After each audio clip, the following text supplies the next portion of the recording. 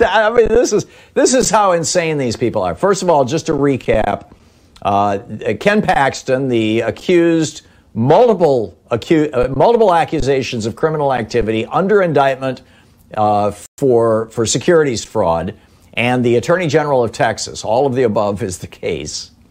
And he's now being accused by 8 of his people of interfering in the legal process on behalf of a big donor, which, by the way, Bill Barr appears to have done too. Caterpillar used to be one of Bill Barr's big clients.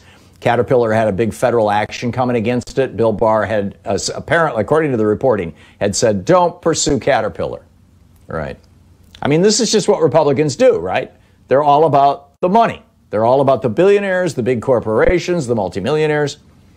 But, you know, they're also, so that is the strategy. Ken Paxton filed this lawsuit this morning with the Supreme Court, asking them to hear it immediately, saying that because these 4 states, Georgia, Michigan, Wisconsin, and Pennsylvania, changed their rules slightly before the election to make it easier for people to vote during a pandemic, their votes should be taken off the table. And if you take their votes off the table, Trump never hit 270. He never hit the number needed to become president. But if you take the votes of those 4 states off the table, neither does Biden.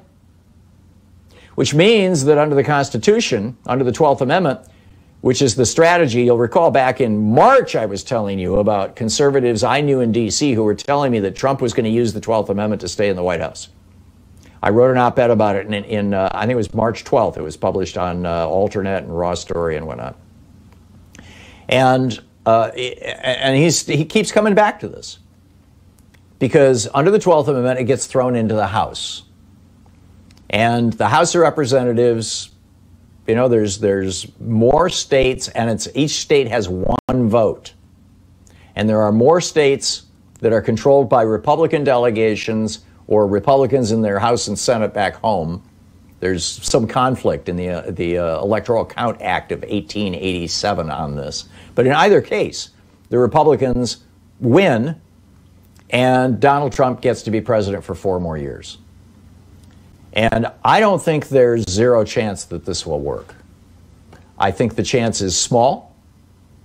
I'm reluctant to assign a percentage. I said 5% to Jared from Pennsylvania a little bit ago, but, you know, it might be higher than that. I just don't know. If the Supreme Court takes this case, suddenly the probability of this succeeding, this effort succeeding, jumps up to 30 or 40%.